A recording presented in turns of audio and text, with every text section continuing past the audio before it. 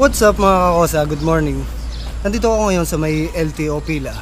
Alam nyo ba na inagahan ko punta ngayon dito kasi katulad nung nakaraan na pahirapan sa emission. Kaya mga 4:30 nagpunta na ako dito sa pila. Ngayon okay na, nandito na ako sa loob sa may pagpapa-emissionan ko pero hindi pa naman nag-i-start. Kumuha na nga pala ako ng insurance. Katulad ng ginagawa ko, insurance, emission, then sa may stencil, then pasok sa loob ng LTO. Ngayon sa insurance naman wala namang pagbabago. Kung magkano yung binayaran ko dati, ganun pa rin. Hindi naman siya tumaas. Same at same pa din, pero sa iba na ako kumuha dito sa dati. Ngayon natin malalaman kung yung ating headlight ay papasa sa LTO. Ngayon lang naman ako magpaparehistro na ang gamit natin ay itong 7 inches na round headlight. Kala ko ako na yung mas maaga makakasa. Pagdating ko dito kanina ay meron pa ring nauna sa akin. At least kahit pa paano maaga pa rin kasi number 5 ako eh. Hindi ako matatagalan pagpila dito sa emission. A few moments later. Alright mga kakosa, tayo na.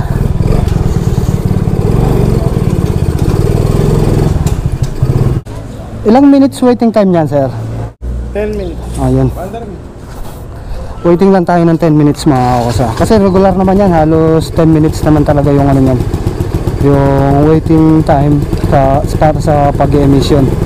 Kaya kung taga Laguna kayo at dito kayo sa may pila magpaparehistro, ang gawin nyo ay katulad ng ginawa ko mga kakosa. 4:30 pa lang nandito na sa pa-emissionan. At kasi nga ay mahirap kasi, di ba? Sinabi ko dati sa mga vlog ko na may quota kasi yung sa pagpapa-emission, kailangan talaga. Kaya mahirap magpa-emission ngayon kasi kukunti yung emission dito eh. Emission center. Kasi kukunti yung emission center ngayon dito. Kaya punuan talaga. Kaya kailangan maaga kayo para maaga rin kayo makatapos pagka magpapa-emission kayo. Pag nagpa-emission kayo, okay na, wala nang problema. Madali na kasi sa stencil, sa LTO, yun, madali na yun, hindi naman problema yun. Ang problema lang talaga ay yung pagpapa-emission kasi punuan. Okay na. Punta muna tayo dito at gawa ng aantayin pa natin i-release yung papel para bayaran natin at para malaman natin kung magkano yung babayaran dito sa emission. Magkano, boss? Ganun pa rin, hindi pa rin nagbagal. Okay.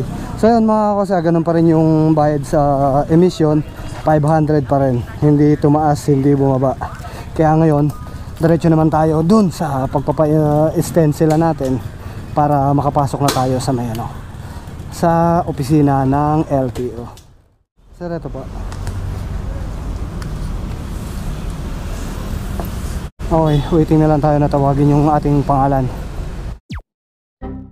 Okay mga kakosa, tayo na ang sasalang dito sa stencil. Dito natin malalaman kung tayo ay makakapasa at yung ilaw natin ay malalaman natin kung papasa. Sir?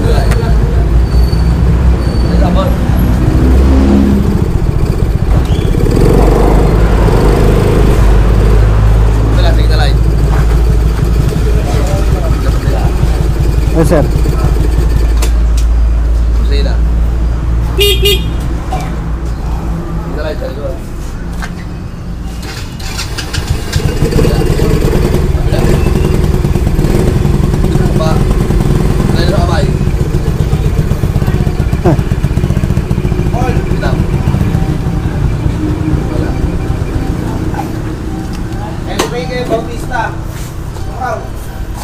Ano wala, sir?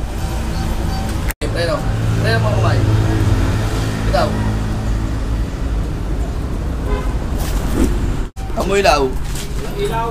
Meron yung wala, hindi yung pagyaran mo lang. Yung LED siya, sir, na round, sir. Ano? Pagpata mo lang. Ibalik mo sa stock.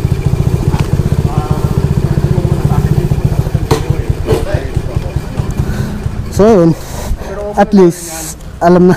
Okay lang naman, sir. May dala naman akong stock, panigurado lang. Okay, sige po. Ayan mga kakosa, ngayon malinaw na yung ganitong headlight ay hindi pumapasa. Kaya pasigurado naman talaga ako eh. May dala ako na stock na headlight para in case na ganun nga yung mangyari ay wala tayong problema, di ba? Okay na mga kosa, at naipalitan natin yung ating stock na headlight. Yun.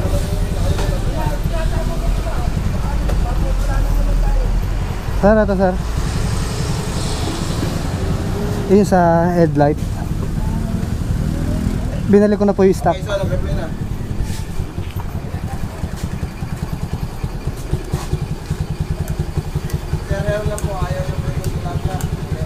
Okay. So yun, okay na. Nakapasa na. Dadali na natin dun. Para dali naman natin dun sa ano, sa opisina ng LTO. A few moments later. Bilis ng proseso. 379. Ito po.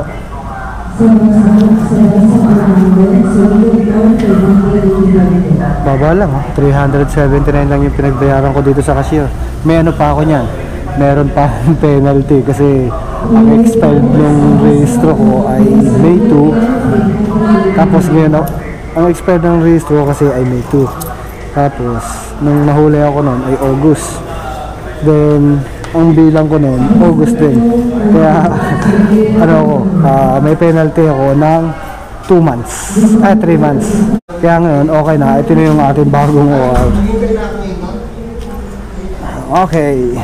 Basta huwag nyo lang kalilimutan mga kosa, kapag magpaparehistro kayo ng motor nyo ay kailangan nyong magdala ng Xerox ng ORCR.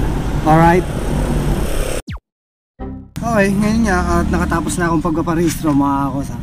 Total lang na gastos ko ay sa emission 500, then sa insurance 600, then dito sa LTO sa binayaran ko sa opisina ay 379.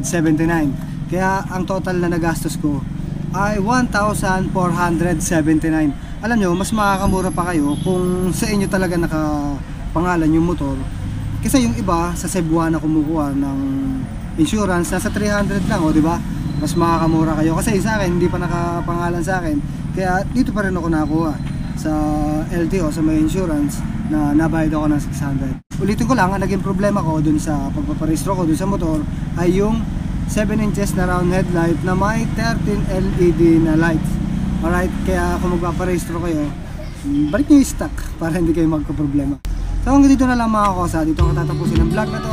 Laging tandaan, ride safe always. Peace!